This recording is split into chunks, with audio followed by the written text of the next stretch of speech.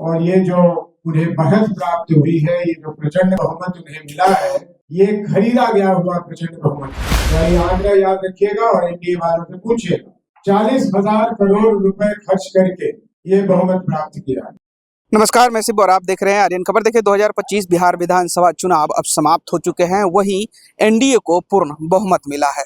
इसके बाद तमाम राजनीतिक पार्टियां एक प्रेस कॉन्फ्रेंस करके अपनी अपनी जानकारी और अपनी अपनी बातें कर रही हैं। वहीं जनसुराज की बात करें तो जनसुराज की भी तरफ से जनसुराज के राष्ट्रीय अध्यक्ष उदय सिंह ने पूरा प्रेस कॉन्फ्रेंस किया। उस प्रेस कॉन्फ्रेंस के माध्यम से उन्होंने कई बातें कही और साथ ही साथ एनडीए को लेकर कई आरोप भी लगाए। उन्होंने साफ तरीके से कहा, ये जो प्रचंड बहुमत एनडीए को मिली है वो खरीदा हुआ बहुमत है। पहले उनके पूरे बयानों को सुनवाते हैं कि क्या कुछ कह रहे हैं। तो सबसे पहले बिहार की जनता को बहुत बहुत धन्यवाद, उनको बधाई हो। उन्होंने बढ़ चढ़कर इस 2025 के विधानसभा चुनाव में अपनी हिस्सेदारी दिखाई, जो लोकतंत्र के लिए बहुत ही अच्छा है।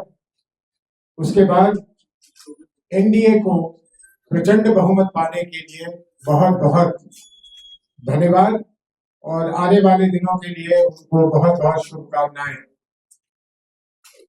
हमें और भी खुशी होती कि अगर ये एनडीए की प्रचंड बहुमत उनके सरकार द्वारा किए गए काम के आधार पर मिलता, लेकिन जैसा कि ये जग जाहिर है और जनसुराज का मानना है, ये मतदान जो हुआ है और ये जो उन्हें बढ़त प्राप्त हुई है, ये जो प्रचंड बहुमत उन्हें मिला है, ये खरीदा गया हुआ प्रचंड बहुमत है। पहली बारी देश में, हालांकि छोटे छोटे ऐसे प्रयास होते रहे हैं, लेकिन पहली बारी मेरा मानना है, हम लोग सबका मानना है और अधिकांश बिहार के लोगों का मानना है, बाहर के लोगों का मानना है।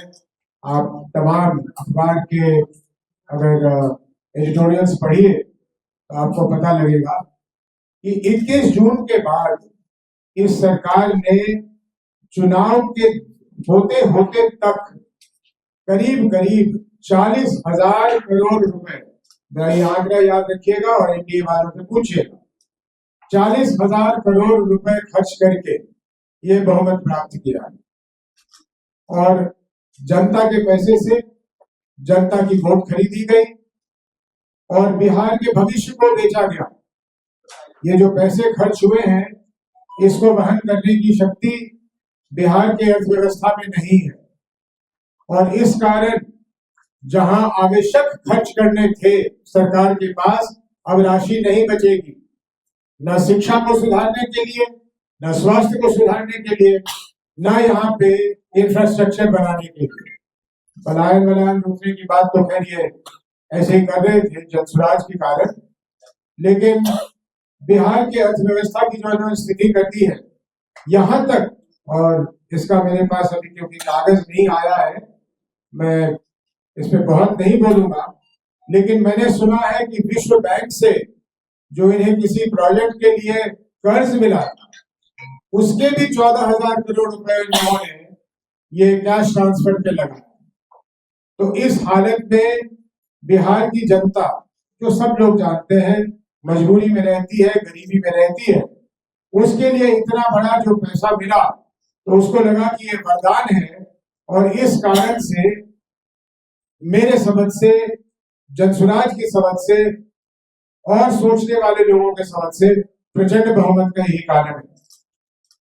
अब हम लोगों का मांग है एनडीए से कि उनके जो भी मुख्यमंत्री बने, वो उनके कार्य क्षेत्र की बात है, मुझे उसमें कुछ नहीं कहना, लेकिन हम ये आशा करते हैं, ये हमारी मांग है कि एक साफ सुथरी सरकार बने जिसमें भ्रष्ट और दागी मंत्री की जगह न मिले।